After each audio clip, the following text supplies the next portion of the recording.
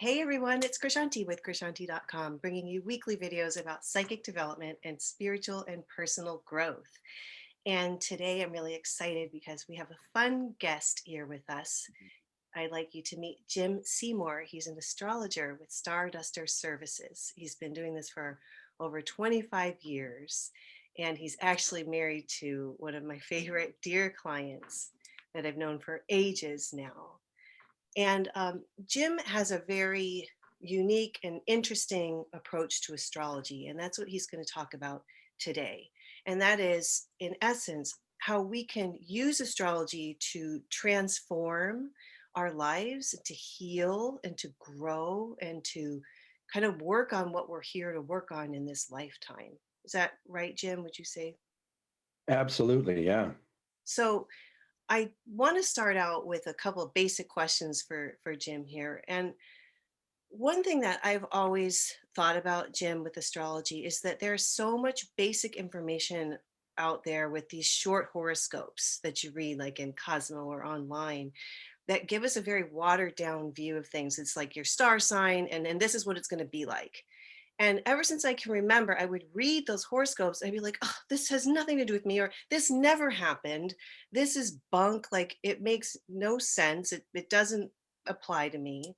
And on that note, I've noticed that a lot of people are unaware of just how deep and powerful the in depth study of an astrological chart can be. So, with your experience, could you talk to us about how one can go deeper into an astrological chart for personal growth? Sure.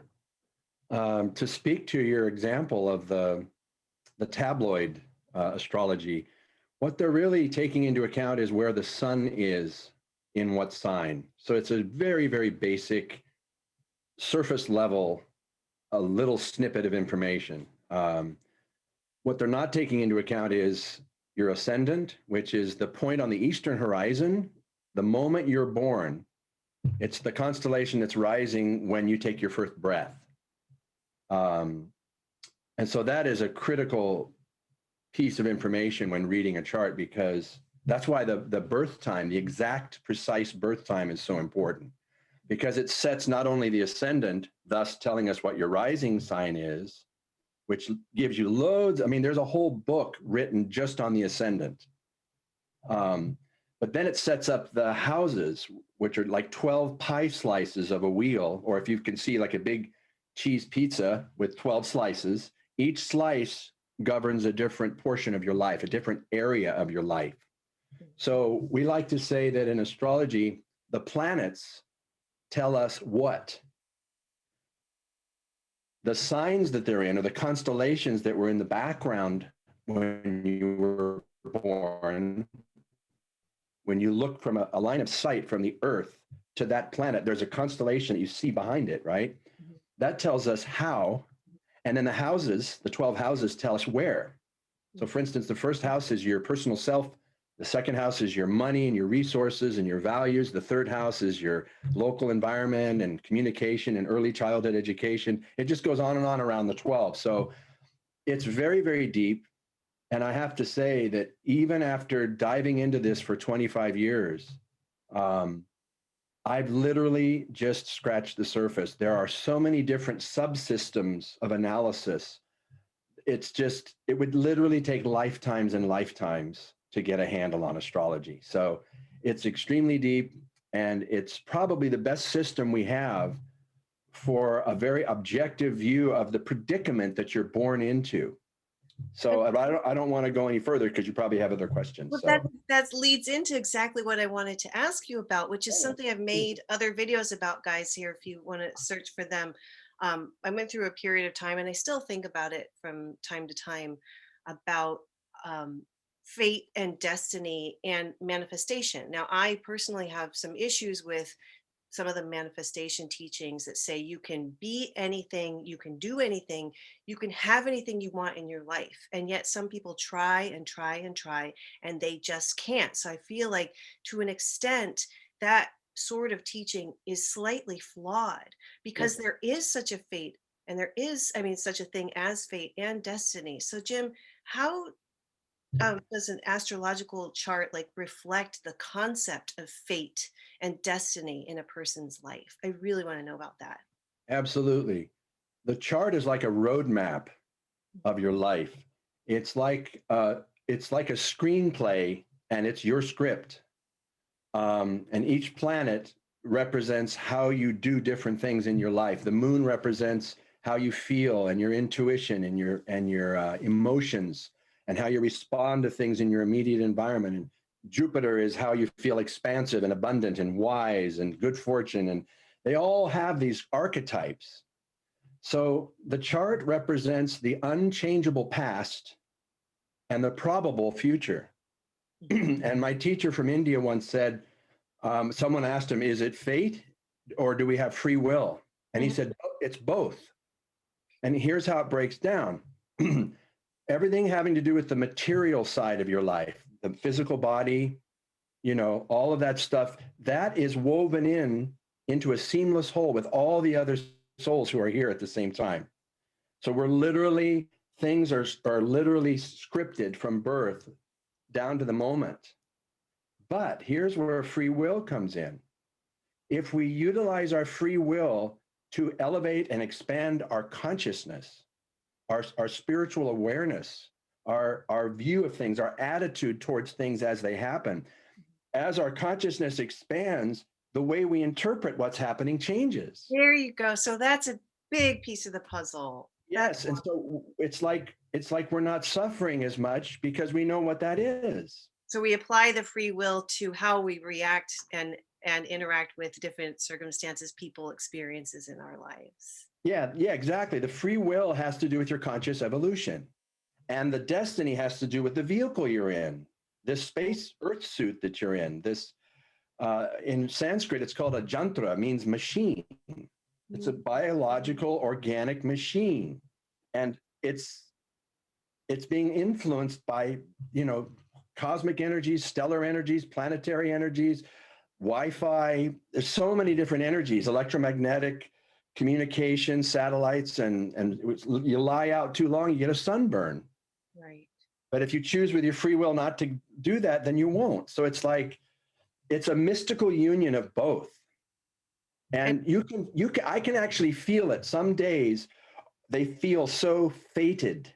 oh, Like, I really don't want to be going down this street. I don't want, but the wheel is turning and I'm going down. That's just like I can't stop. mm, And I'm destined to go down there. And then I get to the end of the street. I see a good friend I've been thinking about for a week. That's why I had to go down that street, even though, you know what I mean? It's like, so the trick is through meditation and all that, is to just surrender more and more. It's very difficult, but we get better at it, to this divine inflow that's actually governing everything. And it's mystical. It's very mystical, and it's transcendental, and it's totally far out, but I love it. It's a great science at the same time. It's like a intuitive art and an academic discipline. And yet and then there's like, okay, I've done everything I can do. Let's see what happens. right.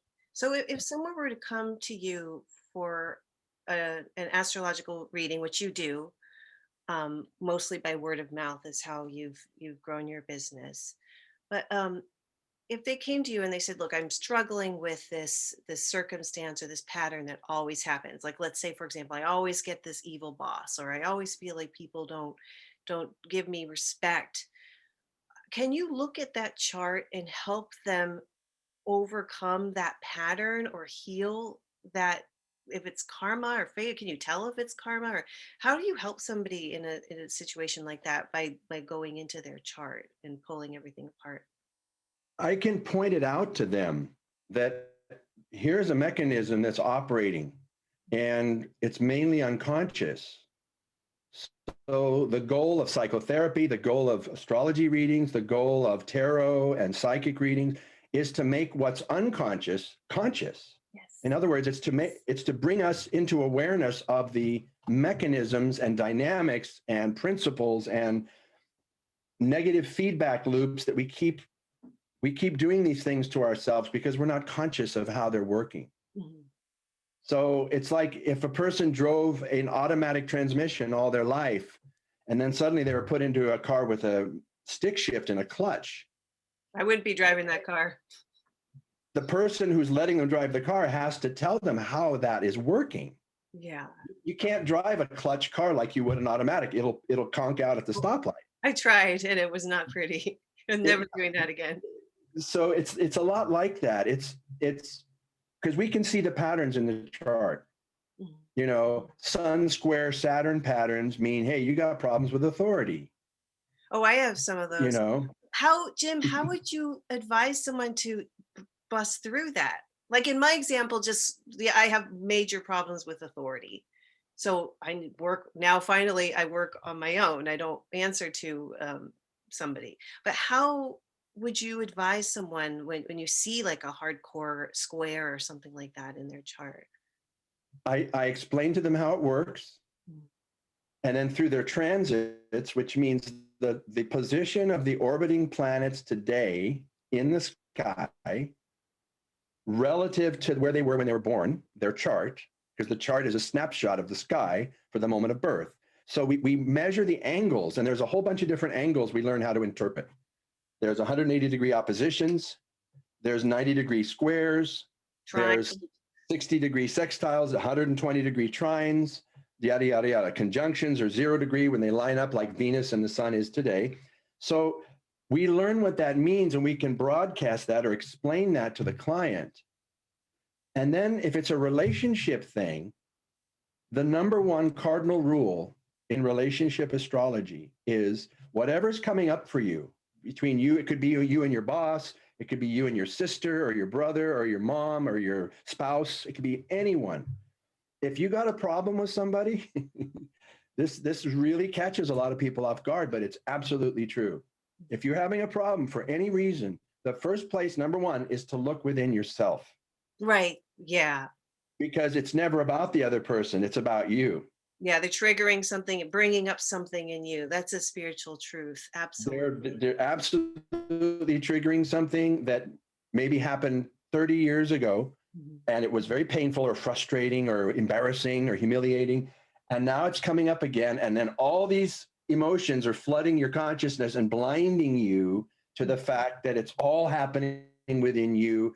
And the person you're worried or mad with, they're just being themselves. They didn't mean to do that. And And so that's all in their chart. this, yeah, you can see it. Because I'm And learning a little bit about it, and it's like that's going to be a long process. Well, I'm sorry. What were you going to say? just that this is the one of the difficult parts of being an astrologer is hitting someone with the hard truth. Especially, you have to kind of sense where they're coming from and what they're ready to hear, is because you don't want to like overwhelm them with something. But a lot of the times you have to just say, look, this is all happening within you, and you have to take responsibility for it, which means now you have to meditate on this. What happened in my past that is causing this old wounded feeling to come up, this old painful or embarrassing feeling to come up? Where is that? Who, and resolve that for yourself by doing your own inner work. Mhm. And then as soon as you do that, the external trigger disappears. Mm. In psychic development, I know you talk about this. You form a match with that person. Yeah, matching pictures. Mhm. You match the pictures, or you have a complex that's running inside, and then they have something there, and they drawn into your orbit, and you have this triggering experience, and it's actually meant to help you grow. So, Jim, do you think that these, because I'm learning about transits and all of this, transits and certain like astrological patterns, once they like trigger an aspect like in a house or a planet in a house, could that open up an opportunity to shift and to grow or to make a huge difference or to make a big change that would be amazing for your life? Is that Ab- possible? Absolutely. And now here we're going to loop back to the earlier question about free will. Mhm. Yes, but the person has to choose that path. Right. They can go back into denial and the blame game, or they can realize that, you know what, this is a dynamic that I keep repeating, and I keep attracting the same people and same circumstances over and over and over. I have to look at it, and with the help of the chart, I can show them where it is. planets that are involved with the transit is helping open this up with this energy, because it's all about the correspondences between, right? It's like the lens. You ever been in a theater and they put different filters in front of the lights and change the colors, right? Angles they're forming to your natal planets in your chart, they're going to do a different influence. And so it's going to open up all kinds of possibilities. And so that's what we look at in transits. And there's also there's progressions, and there's solar arc directions, and there's the solar return, which is your birthday, but it's the actual time when the sun returns to the exact same degree it was when you were born. And sometimes it's on a different day than your actual birthday, because we're on the Gregorian calendar, which isn't exact. That's why we have these leap years to catch up, right? Right. Interesting. So your solar return can be the day before your birthday. So when you know that, we cast a solar return chart, and it shows the trends for the coming year that you can expect. So there's so many, like I said, I'm just scratching the surface. There are literally hundreds of techniques and procedures and methods that I don't use because I'm still learning so much about what I am using. Right. It's a vast, vast field of study, and it's endlessly fascinating. And if you work with it, it's endlessly rewarding. Well, after you and I spoke prior to this interview, I compared my son's chart to mine with all the aspects. And it's funny that some of the things that we say are familial, like, oh, you're just like your mom. Like, I get angry really quickly, but I forget really quickly. And everyone would say, oh, you're just like your dad. Like, he'll get mad, but like forget about everything in 5 minutes. Right. My son is the exact, so we're like, oh, you're just like your mom, because he's like that. Well, we both have the same aspect in our chart. Right. So I thought that was so cool too. Like, how interesting all of this is. Yes.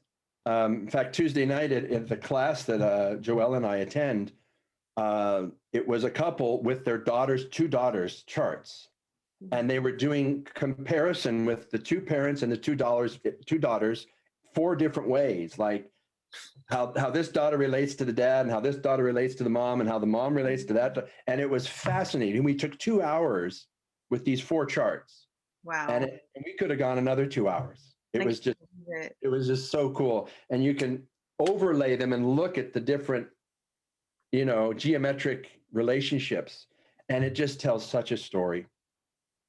I was very close to one of my high school teachers. He was my high school band teacher. And I lost my dad when I was 13, and I got into the high school band when I was 15. And I bonded with this man. He was a World War II veteran. He's passed away now. But we were so close. He never had any sons. So I was like the son he never had, because he had 3 daughters. And he was like the father I had lost. And this bond, all the band knew that we connected in a very different way than anyone else. And years later, one of his daughters gave me his birth information. And I punched it into my program, and up came his chart. And I just started weeping, bawling my eyes, because I saw our whole relationship. Wow. And I got goosebumps, and I was crying, and I was just like, oh my gosh, this is our story. Here it is. This is why and I was just overwhelmed. And it was years later, and it was very powerful. So it's like, I want to make something clear though, that astrology is one tool.